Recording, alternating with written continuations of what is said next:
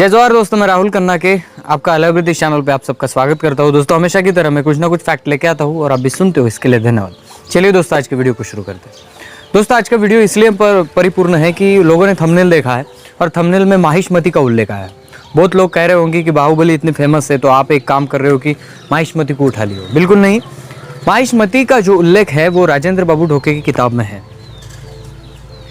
और यह उल्लेख जो है वो अपने अंदाज के अनुसार, जैसे कि मैं बताता हूँ कि इतिहासकारों के अपने अपने एक अंदाज होते हैं और अंदाज के अनुसार वो अपना संशोधन करते हैं और किसी को सफलता हासिल होती है तो किसी को नहीं होती।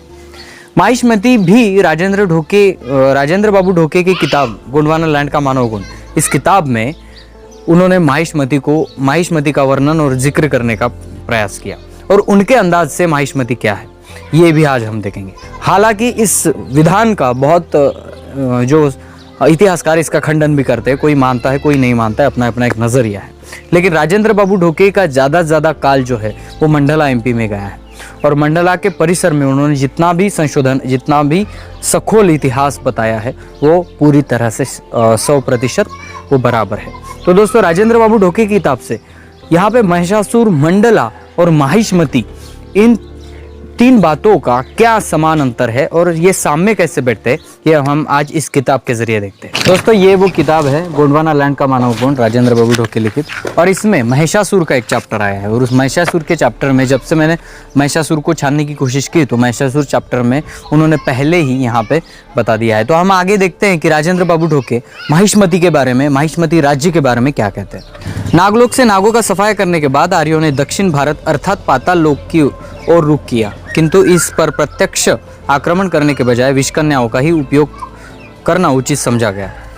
उनकी इस नीति के परिणाम उनके पक्ष में गए थे। इन्हीं विषकन्याओं के माध्यम से वृत्तासुर और मधु राक्षस को मारने में सफलता अर्जित किया।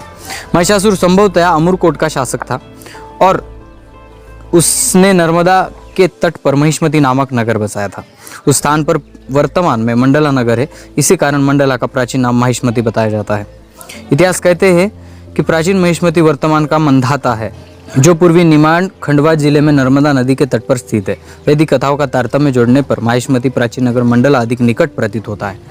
राजेंद्र बाबू ढोके का कहना यह है कि जो अभी का मंडला जिला है नर्मदा नदी के तट का वो ही माहिष्मती है, क्योंकि महिषासुर ने माहिष्मती यह शहर बसाया है। अभी ये वीडियो देखने के बाद बहुत लोग कहेंगे तुम झूठ बोल रहे हो, ये कर रहे हो। मैं किताबों का इसलिए आधार लेता हूँ कि संशोधक जो नज़र से देख सकते हैं उस नज़र से हम नहीं देख सकते, क्योंकि उनका अध्ययन और अभ्यास इतना गहरा होता है। इसके मैं 2 पॉइंट बताऊंगा, वो पॉइंट आगे की तरह है।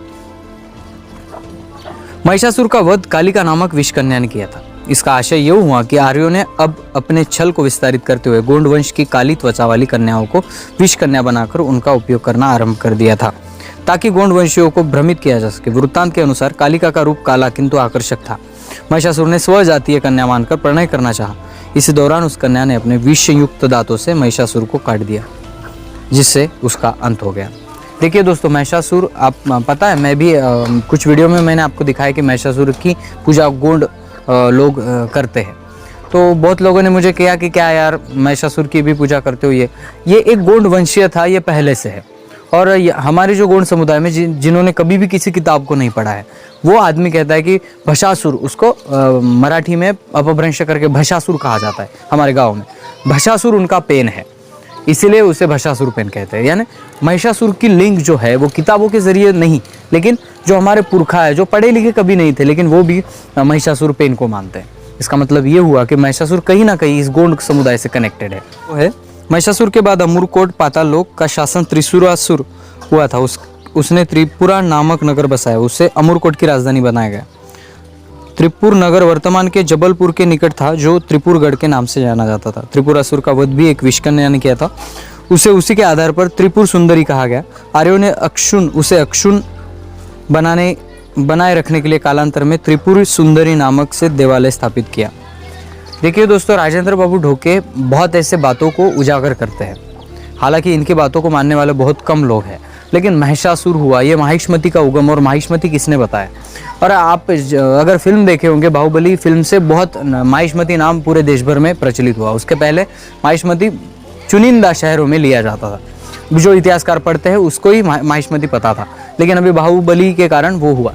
लेकिन माहिष्मती का जो एलिफेंट का चिन्ह दिखाना, माहिष्मती के बारे में अगर हमने रिसर्च किया तो एलिफेंट का चिन्ह दिखाना, ये एलिफेंट चिन्ह वो ही दिखाते थे जो द्रविड़ समुदाय से आते थे। जी हाँ दोस्तों, एलिफेंट यानी हाथी को अपना राज्य का चिन्ह मान, जैसे कि आप जानते हो कि गोंडवाना राज्य का चिन्ह भी इससे सिमिलर है। जी बिल्कुल बिल्कुल, क्योंकि हाथी के ऊपर सिंह सवार है। तो वैसे ही ये जो हाथी का जो चिन्ह बताया जाता है वो बहुत रिसर्च में आया भी है कि माहिष्मती में हाथी का चिन्ह यूज़ किया जाता था। इसका मतलब ये है कि जो द्रविड़ लोग थे वो हाथी, ऊंट जैसे प्राणियों को अपने चिन्ह बनाते थे, क्योंकि आर्य के आगमन के बाद ही यहाँ पे हमें घोड़ों का अस्तित्व दिखता है। उसके पहले घोड़ों की प्रजाति हमारे देश में नहीं थी।